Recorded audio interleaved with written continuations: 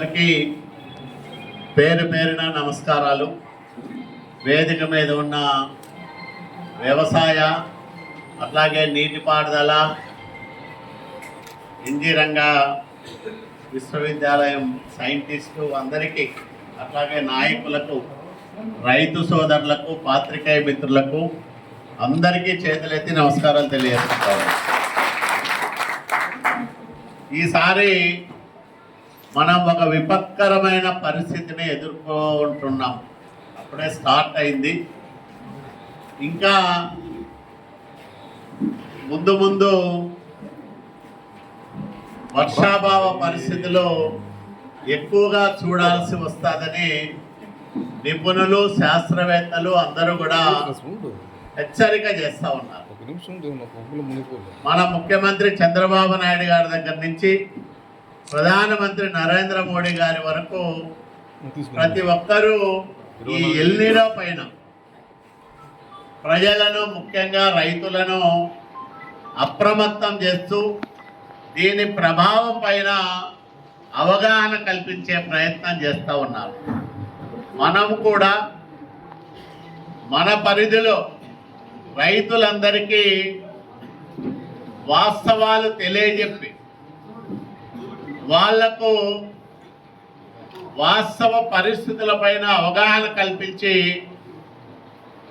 ప్రత్యామ్నాయ పంటలపై వైపు వాళ్లను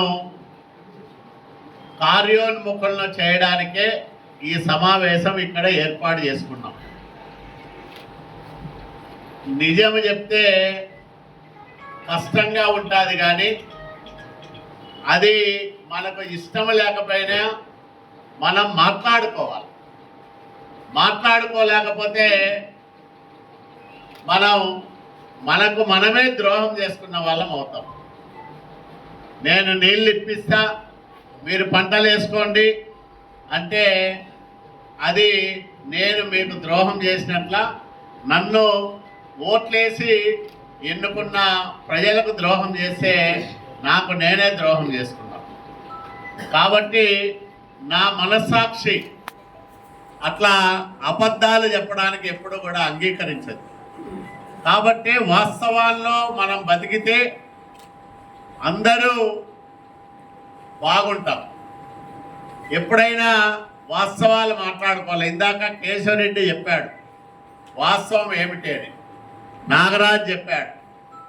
2016లో కూడా సమస్య వచ్చింది. ఈ ఎల్నినో అనేది అక్కడెక్కడో నినో ప్రాంతంలో ఉష్ణోగ్రత పెరిగితే ఇదంతా అంటే 1 డిగ్రీ పెరిగితేనే ఇబ్బందులు వస్తాయి. ఇప్పుడు 1.5 డిగ్రీల ఉష్ణోగ్రత పెరిగిందంటాడు. పెరిగితే దానివల్ల గాలి వేగం తగ్గుతుంది, మేఘాలు పల్చలు పడతాయి, వర్షాలు రాకుండా పోతాయి. ఈ వర్షాలు రాని కారణంగా మనకే కాదు, ప్రపంచంలో చాలా దేశాల్లో ఈ పరిస్థితుల ప్రభావం ఉంది.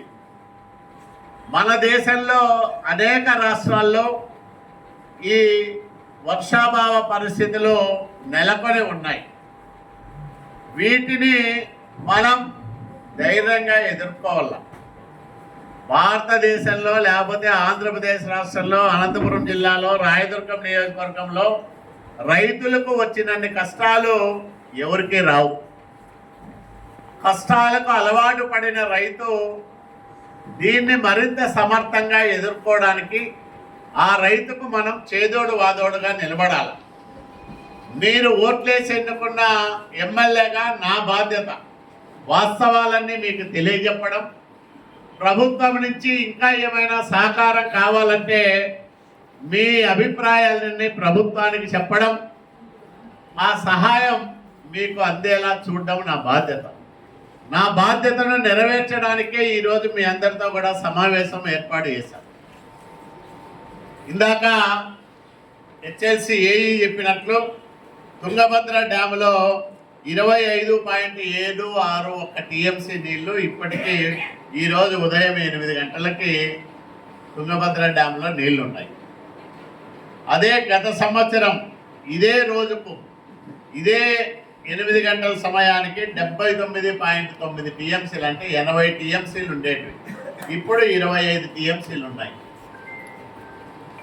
10 సంవత్సరాలు సగటు తీసుకున్న 50 టీఎంసీలు అంటే 49.435 టీఎంసీలు ఉండాలి. లేవు, దాంట్లో సగమే ఉన్నాయి. ఇట్లాంటి పరిస్థితుల్లో ఆయకట్టుకు నీళ్ళు ఇవ్వలేమని కర్ణాటక ప్రభుత్వం ఇప్పటికే ప్రకటించింది. నిన్ననే ఆ రాష్ట్ర ముఖ్యమంత్రి డికే శివకుమార్ గారు అధికారులతోనూ మంత్రులతోనూ బెంగళూరులో సమావేశం పెట్టుకున్నారు. ఇక్కడ దక్కన్ కర్ణాటకలో ఉండే డీసీలు అంటే మనం కలెక్టర్లు అంటాం, వాళ్ళు డీసీలు అంటారు కాబట్టి ఆ కలెక్టర్ల జిల్లాల కలెక్టర్లతో కూడా వీడియో సమావేశం వాళ్ళందరూ వీడియో ద్వారా పాల్గొనే విధంగా చేసి ఒక సమావేశం ఏర్పాటు చేసి 39% వర్షపాతం రాష్ట్రంలో దాదాపు 30 జిల్లాలకు పైగా ప్రాంతాల్లో ఉంది. తక్కువ వర్షం కురిసింది కాబట్టి రైతులందరూ స్వల్పకాలిక పంటలే వేసుకోండి. తుంగభద్ర ఆయకట్టులో కర్ణాటక ఆంధ్రప్రదేశ్ రాష్ట్రంలో 17 లక్షల ఎకరాలు సాగవుతారు. అంటే 17 లక్షల ఎకరాలకు తుంగభద్ర నీళ్లు మనము ఇస్తాం. ఈ 17 లక్షల ఎకరాల్లోనూ పంటలకు నీళ్లు ఇవ్వలేమని కర్ణాటక ప్రభుత్వం ప్రకటించింది ఇప్పటికే. అంటే దాంట్లో మనది కూడా ఉంది, డ్యాబ్ వాళ్ళ దగ్గర ఉంది కాబట్టి వాళ్ళు ఒక అంచనా వేసి ఇప్పటికే రైతులు ఎవరు వరి వేసుకోవద్దండి, తుంగభద్ర నీళ్ళను నమ్ముకొని పంటలు పెట్టుకోవద్దండి అని స్పష్టంగా చెప్పింది. మనం కూడా వాస్తవాలు మాట్లాడుకోవాలా. మనము ఇప్పుడున్న పరిస్థితుల్లో ఆయకట్టుకు నీళ్ళిచ్చే సూచనలు కనిపించడం లేదు. తుంగభద్ర నీళ్లు హెచ్ఎల్సీ ఆయకట్టుకు రాకపోతే వర్షాధారంపై ఆధారపడే పంటలు మాత్రమే పెట్టుకోవాల్సిన అవసరం ఉంది. అవి ఇందాక నేను రైతులతో మాట్లాడినప్పుడు మొక్కజొన్న జొన్న ఎక్కువగా వేసుకుంటే బాగుంటుంది అని మన వాళ్ళు చెప్తా ఉన్నారు. వీళ్ళు ఇంకా ఉలవలు ఇట్లాంటివి పెసర్లు అలసందలు ఇట్లాంటివి వేసుకోవచ్చు అని చెప్తున్నాం. కానీ మన ఆయకట్టులో మనకెప్పుడు ఆ అనుభవం లేదు కాబట్టి మొక్కజొన్న జొన్న పంటలు వేసుకోవడానికి రైతులందరూ సిద్ధం కావాల్సిన సమయం వచ్చింది. మళ్ళీ వరి వేసుకోవడానికి ఎవరైనా మాకు బోర్లు ఉండాలి, ఇప్పుడు నాట్లు పోసుకున్నాం కదా అవి వృధా అవుతాయి, ఆ బోర్ల కింద నాట్లు వేసుకుంటామంటే అప్పుడు మళ్ళా బోర్లలో నీళ్లు రాకపోతే కరెంటు సమస్య అయితే నీళ్లు పారకపోతే మళ్ళా మనమే పంట నష్టపోయే పరిస్థితి వస్తుంది. కాబట్టి దయచేసి రైతు సోదరులందరికీ నేను ఒకటే విజ్ఞప్తి చేస్తూ ఉన్నా, మీరు ప్రత్యామ్నాయ పంటలు స్వల్పకాలిక పంటలపైన దృష్టి పెట్టండి, అవి మాత్రమే వేయండి. లేకపోతే అందరము ఇబ్బంది పడతాం.